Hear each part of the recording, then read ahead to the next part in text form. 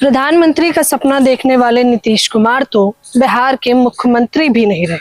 BJP के साथ जुड़कर किस प्रकार से उन्होंने अपनी पार्टी और अपने पैरों पे कुल्हाड़ी मार ली है, ये तस्वीरें आप लगातार देख रहे होंगे। अब तक तो आपको भी दोस्तों पता चल गया होगा कि बिहार में अब कोई नया ही मुख्यमंत्री बनने वाला है, लेकिन हम आपको आज इस वीडियो में सिलसिलेवार तरीके से बताएंगे कि बीजेपी ने किस प्रकार से जेडीयू के खिलाफ न केवल षड्यंत्र रचा बल्कि सोची समझी साजिश के तहत नीतीश बाबू का पत्ता साफ किया है। नमस्कार दोस्तों, आप देख रहे हैं हिंद समाचार और मैं हूं आपके साथ ज्योति यादव। यूं तो सोशल मीडिया पर तमाम लोग प्रतिक्रिया दे रहे हैं, चाहे वो नेता प्रतिपक्ष तेजस्वी यादव हो या फिर प्रियंका भारती हो, लक्ष्मण यादव हो, अखिलेश यादव हो, इनके तमाम लोगों के हम आपको प्रतिक्रिया और ट्वीट दिखाएंगे। लेकिन सबसे वायरल तस्वीर, सबसे भयंकर तस्वीर जो वायरल है वो जेडीयू के कार्यालय के बाहर से ही देखने को मिल रही है, जहां पर जेडीयू के कार्यकर्ता नेतागण नारे लगा रहे हैं। और नारे किसके खिलाफ लगा रहे हैं? नारे नीतीश कुमार के खिलाफ भी लगाए जा रहे हैं और उन्हीं के पार्टी के तमाम बड़े नेताओं के खिलाफ। जैसे ये तस्वीर देखिए सबसे पहले आप।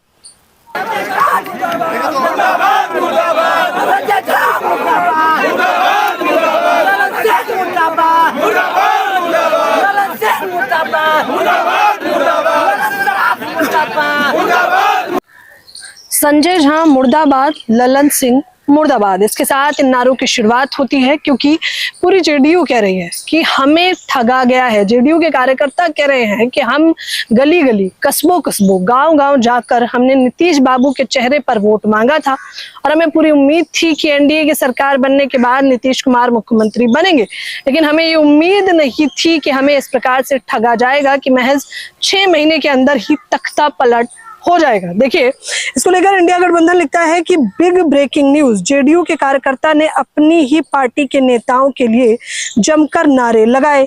संजय झा मुर्दाबाद, ललन सिंह मुर्दाबाद। जेडीयू के कार्यकर्ता इस फैसले से आहत दिख रहे हैं।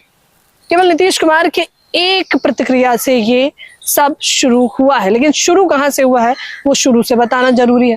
बिहार चुनाव में हम लगातार आपको कह रहे थे कि नीतीश कुमार इस बार सीएम बन पाए या नहीं ये तय नहीं है, लेकिन बीजेपी को ये मुख्य तौर पर पता था कि अगर सत्ता हथियानी है और बिहार में सरकार पानी है तो नीतीश बाबू को तो मुख्यमंत्री बनाना ही पड़ेगा, भले ही कुछ महीनों के लिए क्यों ना बनाना पड़े। तो बीजेपी ने षड्यंत्र के तहत पहले 6 महीनों में मुख्यमंत्री का चेहरा नीतीश कुमार को घोषित किया और 6 महीने बाद नीतीश कुमार अपने ही सोशल मीडिया एक्स पर क्या प्रतिक्रिया देते हैं आप खुद देखिए। वो पूरा ब्यौरा बताते हुए कहते हैं कि संसदीय जीवन शुरू करने के समय से ही मेरे मन में एक इच्छा थी कि मैं बिहार विधानमंडल के दोनों सदनों के साथ संसद के भी दोनों सदनों का सदस्य बनूं। इसी क्रम में इस बार हो रहे चुनाव में राज्यसभा का सदस्य बनना चाह रहा हूं। इसको लेकर बैठकें शुरू हो गई, यानी कि नीतीश बाबू कह रहे हैं कि अब वो मुख्यमंत्री नहीं, राज्यसभा में सांसद बनना चाहते हैं। जिसके बाद हम लोगों को पता भी था कि तमाम ऐसी तस्वीरें आएंगी। आरजेडी की तरफ से भी प्रतिक्रिया आई है और मुख्य तौर पर तेजस्वी यादव ने कहा है कि बिहार में कोई पिछड़ा, अति पिछड़ा, एससी, एसटी, कोई भी वर्ग का व्यक्ति अगर मुख्यमंत्री बन जाता है तो बीजेपी की मंडली में खलबली मच जाती है। लेकिन उनकी पूरी हमदर्दी है सीएम नीतीश कुमार के लिए। वो कहते हैं कि नीतीश जी जब हमारा साथ छोड़े थे तब भी वजह नहीं बताए थे, उस समय भी हमने कहा था कि बीजेपी अब जेडीयू को खत्म कर देगी। हमारी पूरी सहानुभूति नीतीश जी के साथ है। चुनाव में भी हमने उनके खिलाफ कुछ नहीं कहा था। हम यही कहते रहे कि दूल्हा नीतीश जी को बनाया तो है मगर फेरा किसी और के साथ ही होगा, यानी कि चेहरा भले ही नीतीश कुमार का रखा जाए लेकिन फेरे किसी और के साथ ही डलवा दिए जाएंगे, यानी कि फेरा बीजेपी में ही कोई नेतागण होगा जिसे आप मुख्यमंत्री बनाने वाले हैं। बीजेपी किसी एससी, एसटी, ओबीसी के नेता को टिकने नहीं देना चाहती। वो ऐसे सीएम चुनती है जो भले ओबीसी हो मगर रबड़ स्टाम्प हो। ये बात तेजस्वी यादव ने कही है। इस बीच में सपा प्रमुख अखिलेश यादव का भी एक वीडियो वायरल हो रहा है जिसको लक्ष्मण यादव ने ट्वीट किया है, जिसमें ये वीडियो बिहार चुनाव के बीच का है, जब वो कहते हैं कि हमें पता है कि भले ही दूल्हा जो है नीतीश कुमार जी को बना दिया गया हो लेकिन घोड़ी ये किसी और को ही चढ़वाने वाले हैं। लक्ष्मण यादव लिखते हैं कि सपा प्रमुख अखिलेश जी ने बिहार की अपनी चुनावी रैली में कई बार कहा कि नीतीश कुमार चुनावी दूल्हा हैं, लेकिन अब उनके गले में माला नहीं पड़ेगी। अब हालिया परिदृश्य को देखकर लगता है कि तस्वीर धीरे धीरे साफ हो रही है। यानी कि नीतीश कुमार को बीजेपी बहुत लंबे अरसे से हटाना चाहती थी, लेकिन वो बखूबी जानती थी कि इतना आसान तो नहीं होगा नीतीश कुमार को बिहार से निकाल पाना। इसलिए एनडीए का गठबंधन होता है, नीतीश बाबू 6 महीने के लिए मुख्यमंत्री भी बन जाते हैं।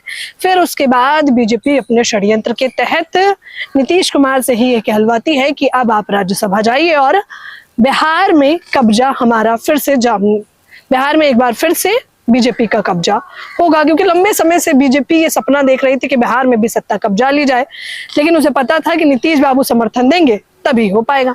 नीतीश बाबू ने समर्थन दिया और पिछड़े वर्ग की सरकार हट गई। अब ये बात तो बखूबी जानते ही हैं कि नीतीश जी ने भी अपना भी फायदा देखा और अपने बेटे का फायदा देखा। उन्होंने अपनी पार्टी तक का फायदा नहीं देखा, उन्होंने अपने कार्यकर्ता का भी नहीं सोचा कि आखिरकार वो रोएंगे, बिलकेंगे, परेशान होंगे तो उनको कौन जवाबदेही देखेगा। नीतीश बाबू ने केवल ये देखा कि मैं राज्यसभा चला जाऊंगा तो कहीं ना कहीं एनडीए के खेमे में मेरे बेटे को भी एक बड़ी जगह मिल जाएगी। और बीजेपी ने ये देख लिया कि बिहार में सरकार कब्जानी है तो नीतीश को दरकिनार करिए, फिर उसके बाद SC ST OBC माइनॉरिटी के लोगों पर कब्जा जमाया जाए। कितनी बर्बरता से वो कब्जा जमाते हैं ये बात भी आप जानते हैं। लेकिन जो बात हमने शुरुआत से कही थी, जो बात हमने बिहार चुनाव से कही थी, जो बात मैंने आपको ग्राउंड जीरो से कही थी कि अगर एनडीए की सरकार बन भी जाएगी तो नीतीश जी लंबे समय तक सीएम नहीं रहेंगे, और वही तस्वीर देखने को मिल रही है। हालांकि सबसे ज्यादा नुकसान अगर बिहार में किसी का हुआ है, सबसे ज्यादा अगर किसी को ठगा गया है, तो उसमें कोई दो राय नहीं है कि बिहार की जनता को ठगा गया है, क्योंकि चुनावी दूल्हे की तरह नीतीश बाबू को दिखाया और अंत में बीजेपी कब्जा जमा लेती है। और ये महाराष्ट्र में भी हमें देखने को मिला। लेकिन बिहार की इन तस्वीरों पर आपकी क्या कुछ प्रतिक्रिया है? आप लोग भी खुलकर अपनी राय मुझे कमेंट बॉक्स में बताइए। धन्यवाद।